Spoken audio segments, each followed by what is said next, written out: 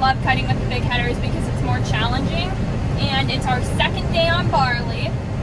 This barley isn't quite as thick, but we rode it over here. We finished the other field last night, so we parked the combines. So now you pull up and dump me. I gotta go work on this header a little bit. My dad just said he has to work on the header, but when we rode to the next field with the really big headers, mine is 30 feet, Dan's is 45, and my dad's is 40. My dad's What did you say, Mark? is 45 feet too, I believe. Oh, I got a broken guard and some of the sections jumped on top and I can see the color changing, so I know they're smoking hot. Oh So no. I think I better get it out of this barley field and fix it. Barley is something you have to be I'll really... send Keenan over with that other fuel pickup. Barley is something you have to be... There's guards and stuff in the back of the red pickup in a bucket. Oh my gosh. We talk on the radio a lot, well, when stuff is happening. Barley is something you have to be...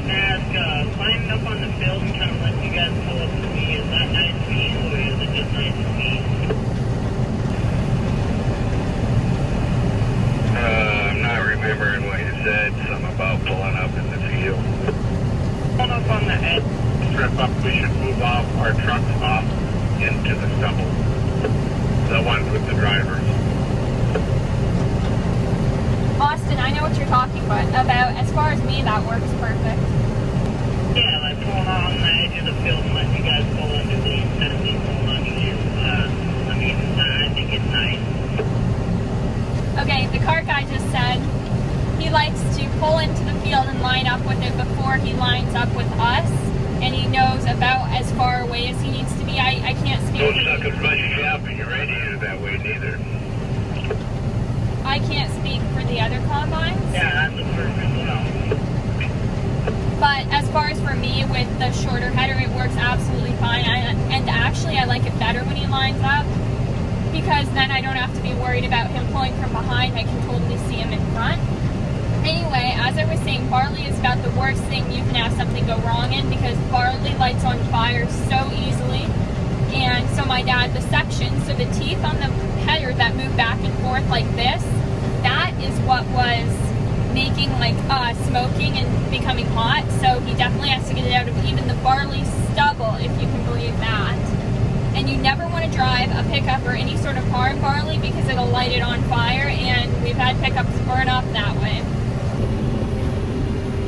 That is why my dad is moving his combine out of the barley field. It's not a huge problem, just a little bit with the header. It looks like the noise he was hearing was just the sections. And cart guy's right to come and dump me because my combine's getting pretty full. My buzzer just went off. Yeah, I'll talk to you here in a second. Okay, thank you. Yeah, Keenan, you got a copy? Keenan On the way. is who was in the swather at first, and then we hired did the you rest get of our that? swathing. Guards? Or where you at?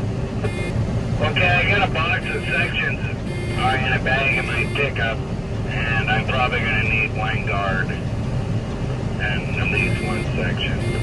The guard is the part that doesn't move and kind of keeps the section on. The section is the moving kind of tube looking thing. Keenan, I'm going to pick that stuff up out of the pickup.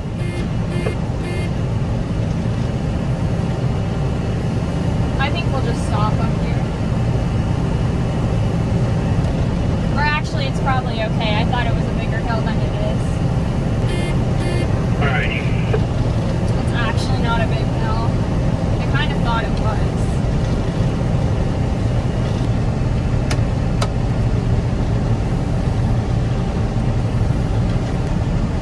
Dan says his combine cuts about 50 acres a day.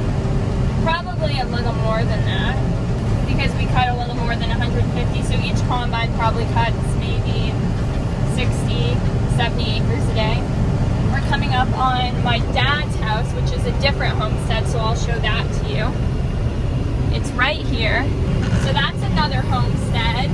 Now that one would probably be maybe a little newer than, no, it might probably be the same, around the same time as when my great-grandfather homesteaded. It's a different location. And then it has a reservoir as well.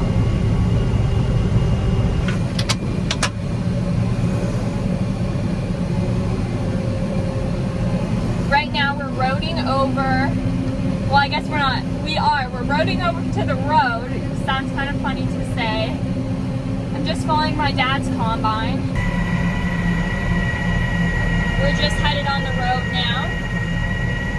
These combines steer from their back, so it's really hard to control it. We're going about 19.3 miles an hour, and I have to watch out for these signs coming up, so I'm going to slow down and just make sure my header doesn't hit them. Which it didn't hit that one, or that one, and not that one. Alright, now we're going to peg out the speed again, go 19.3 miles an hour. When we're on the highway, we pull off for other vehicles, but it's hard for us to do that here. We don't ever want to go in someone else's field, although the fields on the left and right of us are ours. They are not always, so the pickup usually tries to pull to the side.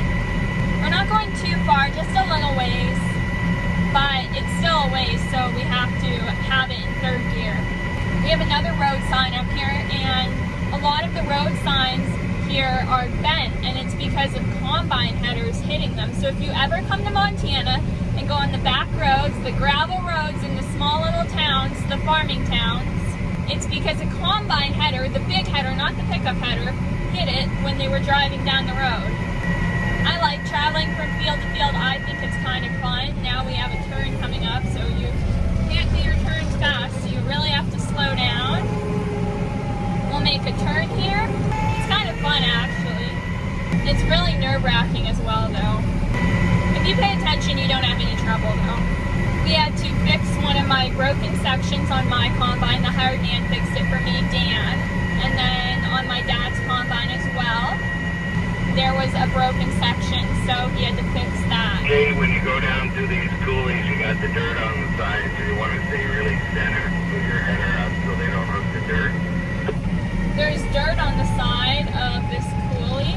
This is the road to my dad's house, and it felt so much bigger when I was little, and we'd always go fast, and it is great to feel the dip in the hill, but we have to be careful with these combine headers because the middle, the part we drive on the gravel road, is lower than the side, so we have to lift up our headers and so I have it all the way in the air to make sure I don't hit anything. And then if you're a combine behind me, you always want to make sure the other combine is up the hill before you go, because you may not be able to make it. And it's always nerve-wracking going up the hill too. Is your combine going to have enough power? Which it does for this one. So I put my header down a little bit now to give it a little bit of movement if it needs to bounce up and down, so it's not, and also I don't want it right in my sight of vision. This sign over here is bent as well, and that's from a combine header. Not our combine header, but it is from one. I can see the other combine just kind of cresting the hill. Montana is beautiful to live in. I absolutely love it, and it's so fun. And especially where we farm, it's totally flat. So the sunsets, the skies, everything's just like living in a paradise. It's so beautiful to think while you're combining what a beautiful place you live in and how thankful you are for everything. At least that's what I think about. I can't speak for the other combine drivers, but it is beautiful here. Now this looks a little bit harder because the road just is a little narrower here, and you really just have to focus and make sure you're making precise and good decisions with these combines. We're just cutting our first pass right now, so I'm going to idle my machine down, take it out of third gear, because that would be horrible if I was in third gear running my combine through the Barley. I would be going really fast, but that would not be good. So I'm just right now going down in the Barley and kind of figuring it out right through here. It looks like this is a lot shorter, that Barley, and it's not quite as thick. Took me a second to figure it out, and I think it takes everyone some time to figure it out, so I'm always careful, and I try and figure out as best as I can, but not always, so you just have to try your best, and then that will do it. You have a copy? What are you looking for? I must have missed you. Are you going over to the bin site? ice and the water are going to come over and we'll move that other loader to that next bit. So we need to climb up and open that lid too, please.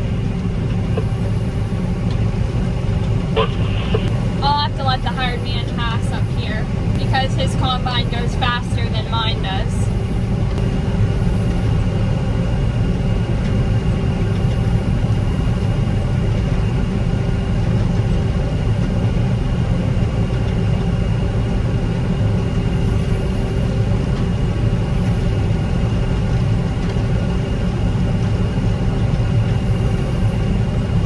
The Barley is going in very nicely here, going about 2.4 miles an hour.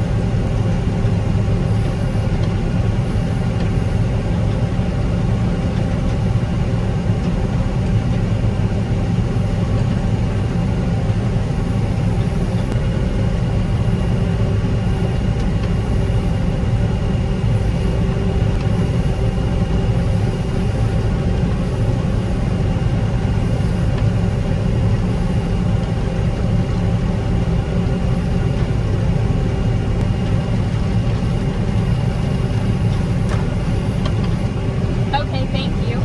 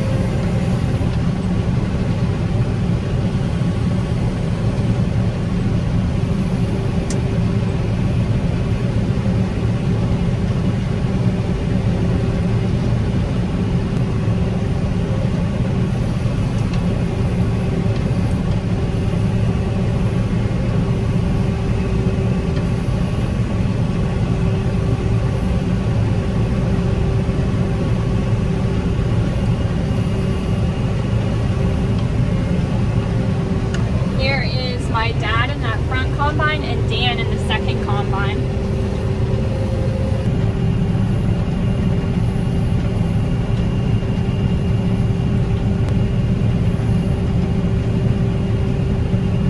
Dan is just making a turn so that he can start his next row. I'm going to let you take this rest of this first pass. I want to look at this header for a minute. My dad just said he has a noise in his combine, so he's going to let Dan take the rest of the first pass and make sure nothing's wrong.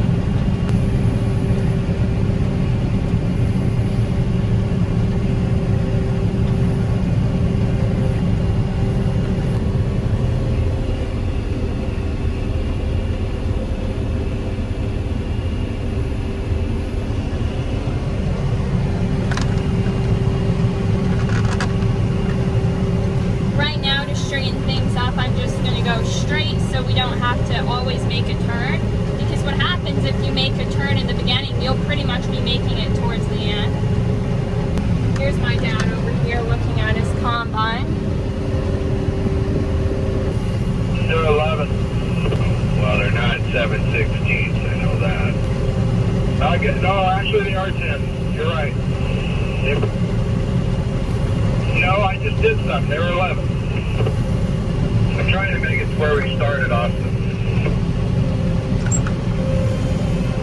Yeah, we probably can get away with it for now, since Mark's kind of picking stuff on his. I'm still listening to this. Right. I had a little skip there, so I just wanted to go back and pick it up so we get the most barley possible.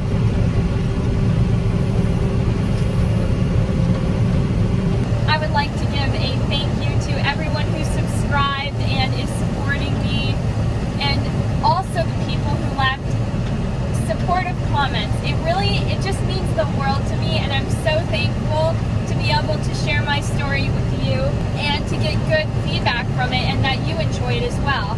And it truly, truly makes my day, all of the wonderful comments. So if you have any questions or comments at all for me, make sure to leave a comment because I reply to all of them and it makes my day to read them.